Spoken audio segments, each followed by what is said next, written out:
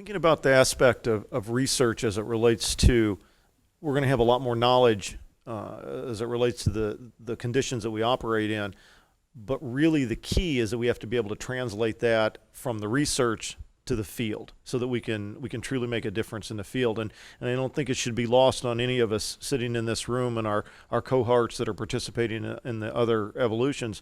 There's really 36 firefighters in the country that are participating in this. My question would be, once we get through this, once we are able to obtain the data that is going to be produced through these evolutions, I'd like to know what the thoughts are on how we transition this, how we translate this out to the average firefighter that is going to be out there on the street so that we can truly make a difference in how we operate versus, okay, there's a bunch of us that know a lot more than what we knew prior to, but how do we really make a global change in the fire service? I think that's one of the beautiful things that I'm so proud and happy to be a part of the ULFSRI. It's not a group of scientists in a laboratory that are coming up with these tests and these experiments and then processing that information there. All of this is going to be reviewed by fire service people and processed by fire service people. And then that's where we're going to have to, you're absolutely right. It doesn't do us any good sitting in a box up on a shelf. We need this information to get to our members in a manner that's understandable and applicable. And that's where our fire service partners, my man to the left, is so important because they have that direct access to the fire service members. Whether it's the IAFF, whether it's the I-Chiefs, whether it's the National Volunteer Council, they have to get this information to their members in an understandable and applicable manner for it to be effective. I agree with you 100%. And to follow up on that, the advisory board that Steve and ULFSRI has put together for us includes firefighters from across the country. Sean is one of those across the world, exactly. So this is something that the data is, we're going to be pouring through it for months, maybe years. And then we've got to get it to the firefighters so that they can. And again, from LA all the way to New York, to Georgia, to Seattle, and of course Cleveland, most important Cleveland, the original CFD. But that information has to get out there. But again, I love the term that UL uses. This is not research for the fire service. This is research with the fire service. When we have the media outlets, on our advisory board, Tim sits on the advisory board as well and is helping us to translate that message and put that message out. And the great work that Steve has done with the multimedia. I mean, almost everyone in here has at some point gone on to their website and taken some of the modules that they have. And it's a beautiful translation. You can get all the science, but you can also get those tactical considerations that this is what it means for me. Now, and maybe that I can't implement that tactic, but there's other tactics that we can implement. And the last thing I would say on this topic is Mark, having Globe partner with us on this project, it's not just getting the firefighters to make the difference. It's how can we translate this into changes in standards? Or how can we help the entire PPE industry to have better gear, to come up with better solutions.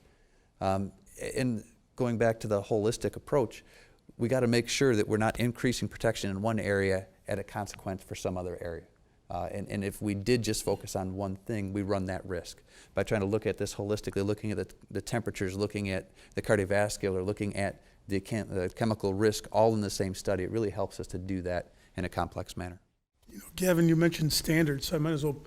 This week we have NFPA in Chicago. We're driving up there, and that's who establishes a lot of the standards for the fire service. So we need firefighters to be involved in that process. If you have an interest, just a little commercial here, get involved with it. You can help affect change. This will allow us to quantitatively, am I correct, using that and saying specifically what we're removing with each form of decon? Right. So, I mean, that's one aspect of this study is to look at the effectiveness of some simple gross decon procedures. And we purposely tried to pick some decon methods that firefighters could do fairly easily on the fire ground. The three that we're looking at are just dry brush, pretty simple. And then, of course, wet detergent kind of decon, which is probably considered maybe the best practice for gross decon. And then we have an air-based method that NIOSH is trying to develop. It's sort of in its early stages, So those are the three types that we're looking at. And you're right, we will have some quantitative data to say what is the most effective, at least for PAHs. We're primarily looking at PAHs on the surface, but PAHs are a pretty good metric because they're pretty sticky. They're lipophilic, so they're a little bit difficult to get off of turnout gear. So I think it should give us some really good information. And then we're also looking at the off-gassing. So one of the things we did earlier, 3 years ago, was to look at the off-gassing of turnout gear, and we're surprised to find, various different compounds off-gassing from gear, up to 25 to 40 minutes after a fire. So we know that it is a potential source of inhalation exposure for firefighters. So how does decon maybe influence those levels as well? My question is mainly for NIOSH. I know we've been looking a lot of what we're going into and what we can do to kind of isolate ourselves even further. Now I know you've been looking further into exactly what gases are coming off these materials, including fire retardants.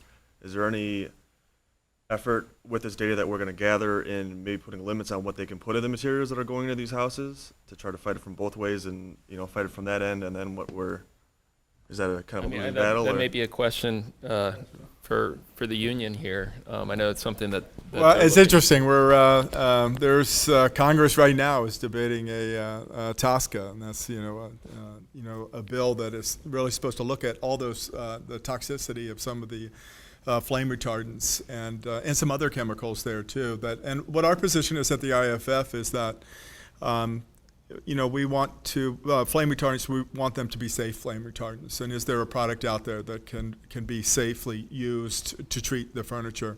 The materials we have right now, we know they are toxic flame retardants. I think you've already heard that up here. We're pretty sure that we are exposing ourselves to additional levels of that. But I don't want to get so hung up on that. And I think what I've seen in the study, which has just been fantastic, just today, is very interesting when you can come up and actually see researchers actually doing what have they put together. But for me, it's that the limiting the exposures. Too often we have the fire service now. They set up a little monitor for CO, and they say when the CO levels are okay, let's go back in there. And I can tell you right now that that's where we're getting a lot of our exposures to during the overhaul process, because we've set a standard that we just guessed. We took a dart, we threw it, and that's where it landed. And we have so many other chemicals that are off-gassing, and we don't know when we go back in there and overhaul, we disturb everything too. We mess the whole environment up even more. So we are looking at reducing that toxicity in those chemicals, and then taking that and tying that into really telling firefighters that you shouldn't be doing overhaul without full SCBA right now. That's the only thing that we know is going to really give you that protection. I want to take it in a little different direction. We've talked about a lot of exposure to chemicals, smoke, everything there. Let's talk a little bit about core temperatures and cardiac strain, what we're doing with the current ensemble. Each one of the participants is basically swallowed, Denise help me out, swallowed a thermometer, for lack of better terms, and they're carrying that around now. They're continuously being monitored. But talk a little bit about that side and potentially what we're exposing ourselves to, and maybe some of the preliminary readings that you may have got already today. Sure. Well, every firefighter knows that heat stress is a common enemy on the fire ground. It's impossible to work in the full PPE and to combat a fire without experiencing heat stress. And heat stress is a problem because it leads to early onset of fatigue, it can impair cognitive function, and it certainly adds to cardiovascular strain. Heat stress may also have an effect on the vascular system, not just the heart, but on the vascular system. So that's one of the things we're trying to better understand. And of course, these things are related. So if you have an increased core temperature, you have an increased skin temperature, which is likely to increase the absorption of chemical agents that are on the skin. So they're not totally discrete either. The thermal strain that we're looking at, just in absolute terms that people can relate to, we had firefighters today with a core temperature above 103. And that was primarily on the overhaul group where we're seeing these elevated temperatures. And that's a reflection of the metabolic work they're doing. So as firefighters work hard, their core temperatures are going up. We sometimes think of the fire exposure as what's leading to the increased core temperature. Certainly part of it, but it's the work that the person is doing while in protective gear that doesn't allow for evaporation of sweat or evaporative cooling.